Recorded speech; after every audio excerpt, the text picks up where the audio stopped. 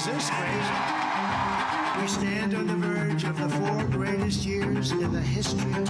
Make America great again. How can you be against it? Nothing to see here, folks. And why are you even talking about it? That's the reaction from Trump officials on Signalgate. Here's how they're responding. Denials, lashing out at journalists, blaming faulty memory, and flatly denying that they shared classified information on a Signal group chat that included a magazine editor. The chat was about a U.S. military attack on Houthi rebels. Now, amid that chaotic response that we're seeing from the Trump administration, the president is continuing to create some chaos and, frankly, fear on the international stage in the form of his immigration policy and economic policy in tariffs. Welcome to Sidebar from the Washington Post. I'm Libby Casey, here with senior political correspondent Rhonda Colvin, columnist and editorial writer James Hohmann, and senior video journalist JM Rieger. So this week, it's about the chaos among Trump's own national security officials as they respond to Signalgate, the chaos and fear at the border and in international markets that Trump's policies are creating. We'll start with the story that people cannot stop talking about, or maybe texting about.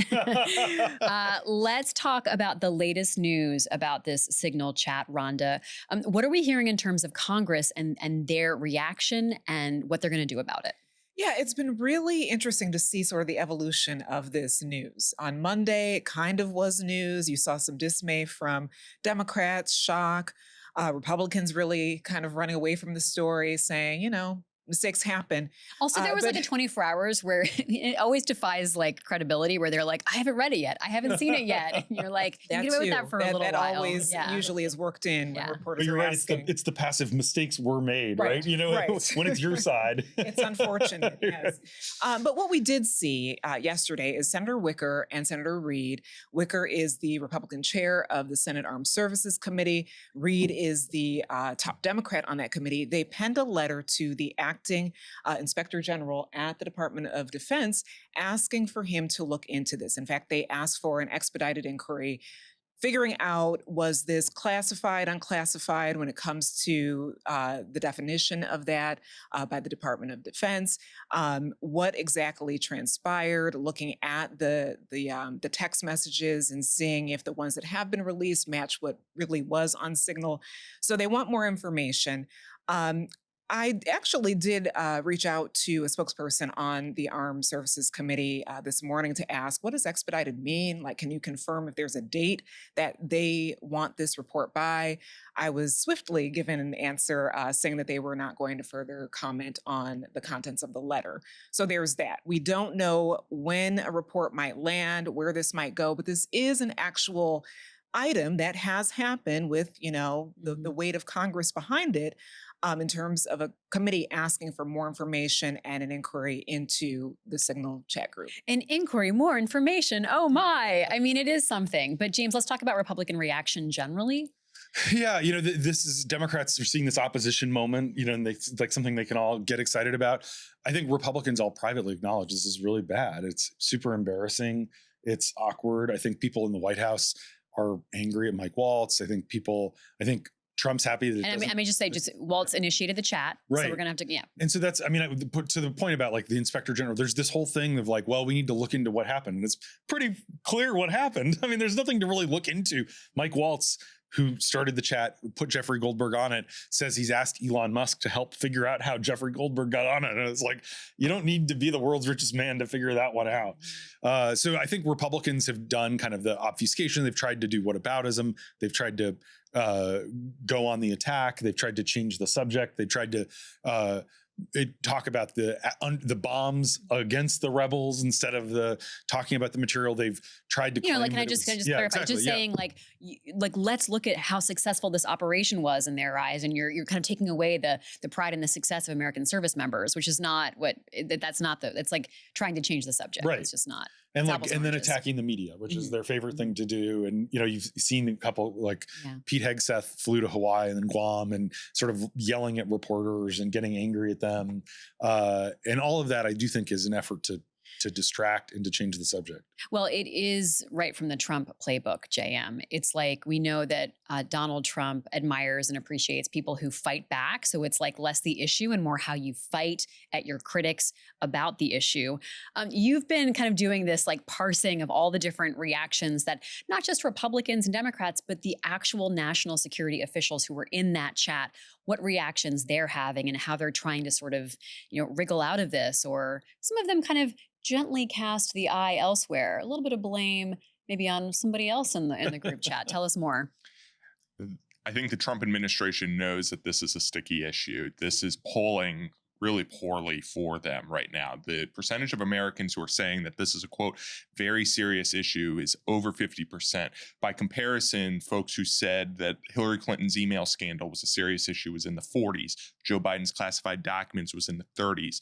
Trump's classified documents was in the 30s and the 40s. So the fact that this is already polling so high, the Trump administration, I think, recognizes this. I think Trump himself recognizes this. What this has created is the Trump administration being all over the place in terms of how they've explained this. And what we learned this week, once The Atlantic released the full transcript of those messages of what happened, is that it undermined so much of what they had been saying. It undermined what they had been saying about it not being war plans. Maybe it's not technically war plans, but there's weapons and timing discussed throughout, saying that they didn't recall specific contents of messages that were 11 days prior, saying that they didn't know how Goldberg got added into the chat, even though it is noted right at the top of the Signal group chain, Jeffrey Goldberg has been added to this chat. One thing after another, the administration has been sort of trying to misdirect here and try and spin this in different ways. And the reason that this story continues to have legs is both that folks on the Hill are very concerned about the national security ramifications here, but also because the Trump administration continues to double down. Let's listen to a mashup that JM made for us of the different reactions. And it's kind of great to hear them juxtaposed because you get a sense of how all over the place they are. We're going to hear from Pete Hegseth. Who else? Tulsi Gabbard, John Ratcliffe, who's the CIA director, and Trump himself talking about this. Let's listen. Nobody's texting war plans. I don't recall specific weapons systems being named. I don't recall specific timing. Screenshots that came from that chat group today were a refresher. The Secretary of Defense is the original classification authority for determining whether something's classified or not. And as I've understood from media reports, the Secretary of Defense has said the information was not classified. Are you aware that the Secretary of Defense declassified this? I'm not. It wasn't classified information, so this was not classified. Now, if it's classified information, it's probably a little bit different. But I always say you have to learn from every experience. JM? The last part from Trump I just think is funny because he went on for years about Hillary Clinton's email server and even about what folks in the Biden administration were doing with sensitive and classified documents. So for him to sort of brush this off as a learning experience, I think is just ironic, to say the least. The other thing that I think is important to note there is that John Ratcliffe exchange with Jack Reed in the Senate, because what Ratcliffe is saying in effect there is that Hegseth is the classification authority for this, sort of implying, even though he admits at the end that he's not actually aware that Hegseth declassified, but sort of implying that this could have been declassified. But this whole classified game, the Trump administration is playing a semantic game with whether it's war plans or not, and this kind of misdirection on, oh, I don't recall things and this, that, and the other. But the classified component of this is also a little bit of misdirection because it doesn't actually matter from a Pentagon policy standpoint. The Defense Department has said that, quote unquote, unmanaged apps, consumer applications, like Signal, are not to be used for disseminating non-public information. This was objectionably, or there's no doubt that this was non-public information. So regardless of whether it was classified information, it's not information that probably should have been discussed over Signal. James, where does this go from here? It really has broken through. Jan mentioned the polling, but there's there are retailers who are advertising off of it with subject lines that aren't political, saying like leaked group chat and, getting you to click and being like, it's a special deal. I think that this is one of those things. We're now in day 4 of full wall-to-wall coverage, Monday, Tuesday, Wednesday, Thursday. I think it's going to peter out soon. You could argue about whether it should or not. I think that it has broken through with kind of everyday Americans, because you couldn't make this up. It's like something out of Veep. It really is. It's very easy for people to understand putting the wrong person on the group chat. We can all relate. It gets at the competence. I think it ultimately, it's not in and of itself this text chain, but it's sort of the idea that these people don't really know what they're doing, that could take a toll, especially if we start to head into a recession and voters are blaming Trump.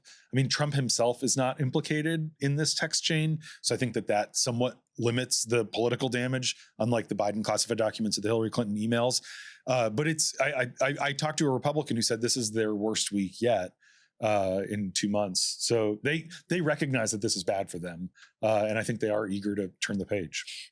There's just still so many lingering questions about what else is being discussed over Signal by these major players in the Trump administration. What other sensitive information might be shared on channels that are not secured, not in a SCIF, and we're not getting answers. We're not getting sort of factual, basic answers from the administration about the chat we do know about. So it raises a lot of questions about what we don't know. Yeah, I would also say that in the clip that JM was just talking about, what stood out to me was Gabbard saying, well, this has been a refresher of what transpired on that chat. Remember, this all happened on March 15th, I believe, was the day of the strike. So that was what, days ago?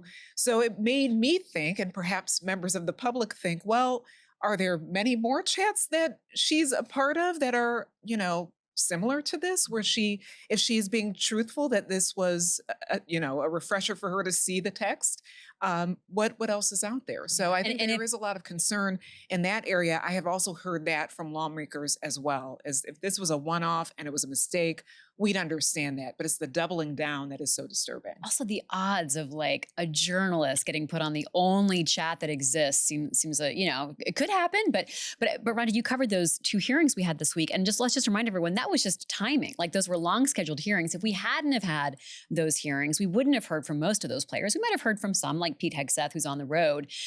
But Tulsi Gabbard at first on day 1, before we saw the full transcripts, was like, I don't remember. Day 2, she's like, oh yeah, you've jogged my memory now. It's harder to deny when you've got the receipts. It's really remarkable that, I mean, clearly you mentioned all the security concerns, which are very legitimate, and we talked about them on Tuesday as well. But also there's the record keeping side of it, not as sexy, but there is a Presidential Records Act. There are rules about retaining these documents. Mike Waltz sent this Signal chat to delete after a week. Certainly they're doing this in other contexts, which is the reason no one thought to object or be concerned. Clearly they're having a lot of conversations on their personal phones on Signal. There won't be any record of it. And it is so at odds with Donald Trump being out there saying he's the most transparent president in American history. They still actually haven't told us a lot of basics about these strikes on the Houthis, including the targets, how many people died, things that you normally would share.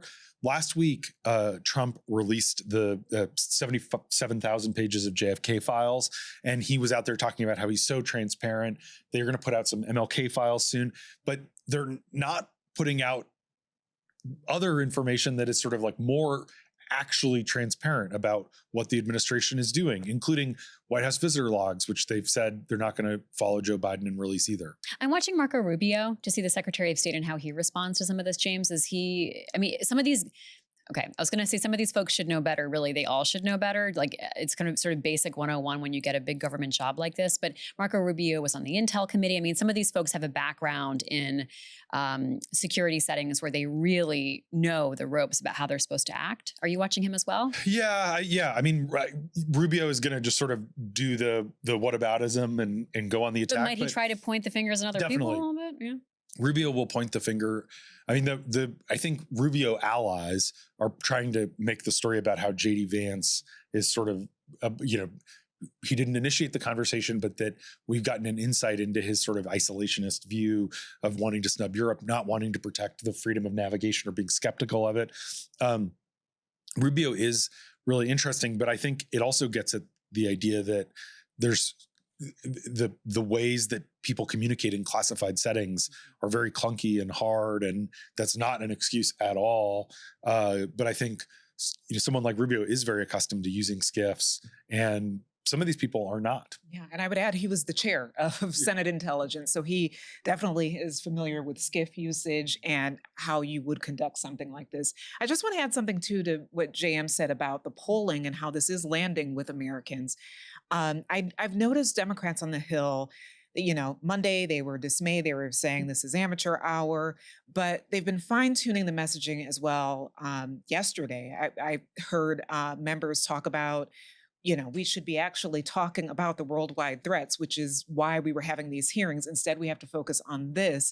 Tammy Duckworth, who is a combat veteran, she put out a statement saying, a very angry statement saying Pete Hegseth is a liar. He could have gotten some of our troops killed because of this. He needs to resign immediately. So you're also seeing anger directed at Hegseth because of the jeopardy he might have put troops in. And that is something that really can land with the public. And we're seeing more Democrats actually use words like liar, like they are lying about the classified, quote unquote, nature or non-classified nature of this. They're lying about not remembering and things like that. So it adds fuel to that fire. I think Vance is a good flag, but the two most politically vulnerable are Walz and Hegseth right now, right?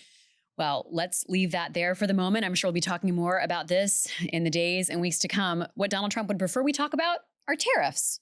We're going to take the bait a little bit. We're going to talk a little bit about tariffs when we come back. We're also going to talk about, though, what's happening to some American citizens as they cross the border coming back into the United States, and some people who are here legally but are getting swept up in ICE raids with a lot of questions lingering about just why and how and what is happening to them. Stay with us.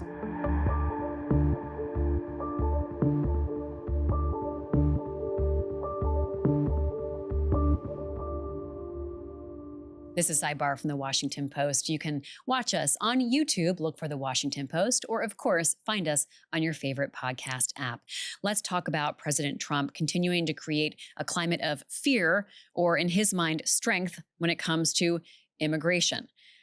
Just this week, a student at Tufts University who was here legally was on her way to an interfaith center to break the Ramadan fast, to have iftar on Tuesday, and she was swept up in an ICE raid by plainclothes people, their faces covered. We'll show the footage for those of you who are watching us on YouTube in what was frankly a terrifying situation to her because they didn't look like officers of the law. What do we know about this case, James? Rumeysa Öztürk is a 30-year-old from Turkey. She's a Fulbright scholar. She's studying at Tufts on an F1 student visa. What we have heard from DHS is that she, quote, engaged in activities in support of Hamas. They have declined to give any additional evidence. And so far, at least, the only public indication of even sympathy for the Palestinian cause is that there was an op-ed in the Tufts student newspaper in March of 2024, a year ago, criticizing the university's response to the pro-Palestinian movement. The op-ed was written by 4 students, endorsed by 32 others. It basically argued against the school's rejection of a student Senate resolution. And we have not heard from this student. It's pretty remarkable. The university is saying they learned that this visa had been terminated only after the fact. And Öztürk is at least the 7th student or scholar to be caught up just this month in Trump's crackdown related to the Middle East conflict. And I think that the goal really is to sow fear among non-citizens who are here on student visas, to make them afraid to say anything or to go to protest because they might get rounded up on their way to an event. And so I think that the goal is to be as chilling as possible, and it's working. There are so many legal questions. How can you just revoke someone's ability to be in the country without sort of spelling out the justification? It's different than a criminal court, of course. It is. But non-citizens, when they're in the United States, do have First Amendment rights. What the administration is essentially saying is she has supported terrorism, and the executive branch does have very broad leeway. You can envision scenarios where you'd want them to have broad leeway, but clearly the intent was not this. There's actually a famous Supreme Court case from during World War II where the Roosevelt administration deported a foreigner who was a union activist who was going around sort of agitating during the war. And the Supreme Court said, no, you can't deport him just for union organizing, he is protected by First Amendment rights. And so, but ultimately, in order to make that argument, you need to have due process rights. You need to be able to get in front of a judge. And for now, a judge has basically said, this woman cannot be removed from the country without permission. But she was already removed from the state. She's in Louisiana right now. And the judge had said, don't take her out of Massachusetts. She already has been.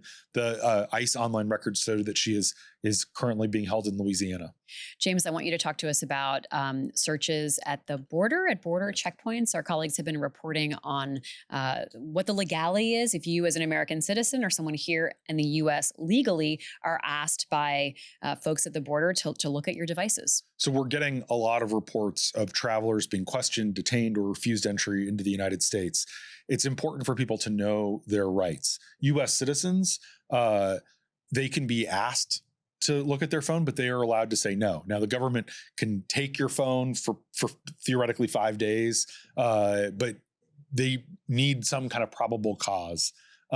If you're coming into the country and you're not a citizen, the customs officers have widespread ability to demand to see your phone. And there's simple searches and complex searches. The simple search is just looking through your photos or looking at your apps or looking at your texts and waving you through. The complicated search, in theory, under the rules, you're supposed to have probable cause that this person is either lying about why they're coming to the United States or somehow is committing a crime. And a supervisor at the port of entry is supposed to approve it, and then they basically can download all the device on everything on someone's phone. And there are reports that this is happening, and it's having a chilling effect on people coming to the country. It's prompting a lot of people to clear their phones or bring burner phones when they come into the United States. But it's almost a damned if you do, damned if you don't situation, because if you show up at a point of entry with a phone that has nothing on it, that could also prompt suspicion that causes them to question you further. So it gets at this idea of trying to create and sow fear. So Kristi Noem, who's the Secretary of the Department of Homeland Security now, Rhonda, just made a trip to El Salvador and visited that prison where these Venezuelan men were sent. The allegation is that they are gang members. There's been no proof of that. She was also trying to create this like macho look, but also sow fear. Yeah, exactly. And tell us about what she was doing and what she did there. Well, she was there to tour the facility where folks are being held. And one of the more stunning videos that she posted was in front of a cell with folks who she said some of them may have been in the United States illegally. And she is telling the public that you will end up here too. If you are coming to the United States illegally, we will round you up. This is very Trumpian. This is something that probably pleases the president to see an administration official, use this moment, produce some, clips around it. But it is showing this, strongman version of cracking down on immigration. This is, of course, after the raid on Venezuelans who are here, taken to El Salvador. This is just going to be a developing story, but we are seeing members of the administration continue with this hard stance against migrants. And the legal questions about the removal from the country, the timeline, and also the justification for proving that they were gang members is ongoing. JM, what does all of this sort of amount to? I think we circle back to the fear and chaos theme, right? That's what they're trying to do. The administration would argue that this also has a deterrence component to it. They are using a variety of kind of legal reasoning and justifications for these different actions that they're taking. But I think it all kind of circles back to what Stephen Miller told the Post this week in an interview, which is basically you act before the courts can fully weigh in, and then some of it might get held up, but some of it in effect takes action because no one's been able to act or impose an injunction or take some other sort of blocking action for it. And I think that that's notable because that kind of gives us a window into how the administration is approaching these things. The only other thing I think is worth noting is that Trump didn't really campaign on all of this. He campaigned on some of this. He campaigned on getting out what he called the criminals who were here in the country illegally.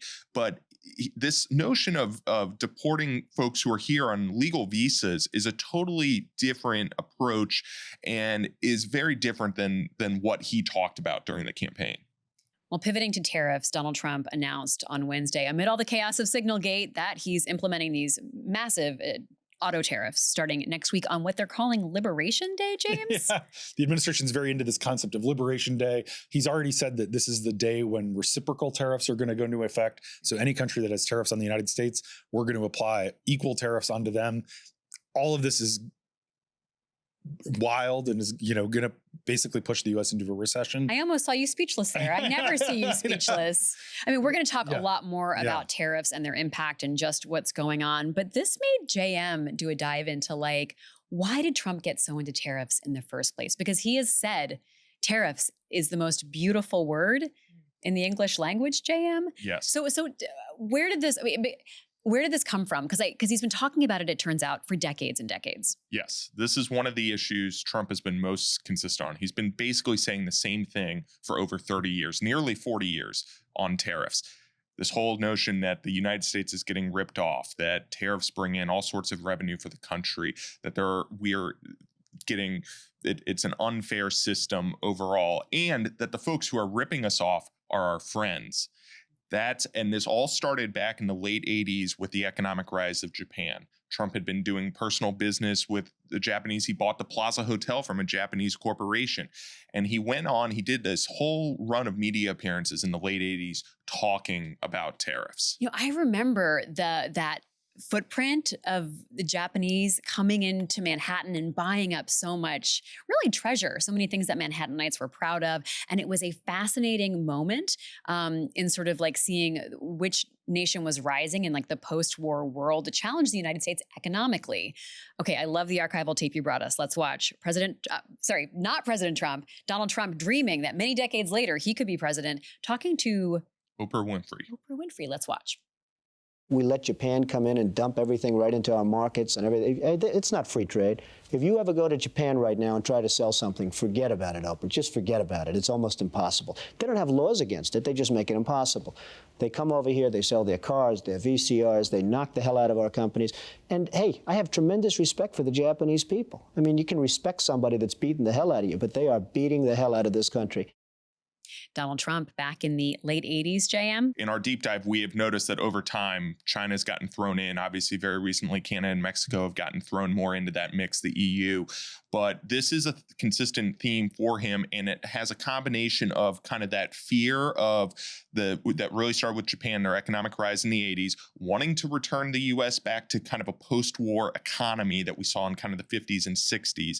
And on top of that, his personal business ventures and involvement with these things. Dealings that he had, especially in the real estate business in New York in the 1980s, really spurred kind of Trump's whole position and worldview on tariffs. And so fascinating that it's your friends you have to watch out for, not your enemies. Rhonda, the question with tariffs is, will this be a case of the dog that catches the car, right? Because after decades of dreaming about this, Donald Trump is making it happen. Yeah, we should also note that this next wave of tariff news comes after the three biggest automakers went to the White House last month asking for an exemption to not have tariffs apply to them because they know it will be so disruptive to the automotive industry. Trump gave them a reprieve for a month. We'll see if April 2nd that this will happen. We'll wait and see. Will Liberation Day come? Will it come? So it's like a game of hokey pokey with 1 foot in, 1 foot out. Remember that from growing up? I mean, one of the things that's really interesting to watch is that American automobiles aren't really American automobiles. Huge parts of them are coming from Canada and Mexico. That's part of the supply chain. And the Trump executive order says that Canada and Mexico basically have an extra month. So they have until May, but it's still going to leave the big three American automakers in a lurch of if all your supplies cost more, American autos are going to cost more too. The White House says this is going to raise $100 billion, but it's sort of like $100 billion, but paid for by who? Paid for by American consumers. Well, we'll be back with the next episode of Sidebar pre-Liberation Day. We're going to be here on April 1st. That is not a joke. We really will be here next Tuesday. I'm sure we'll be talking about all of this and more as we watch to see if those tariffs really are set to kick in. JM, James, Rhonda, thank you so much. James, have a great time at the Nats home opener today. Thank you. Nats versus Phillies. Go Phillies. But I hope it's a great day. Yeah, enjoy. Thanks, everybody. We'll talk to you on Tuesday.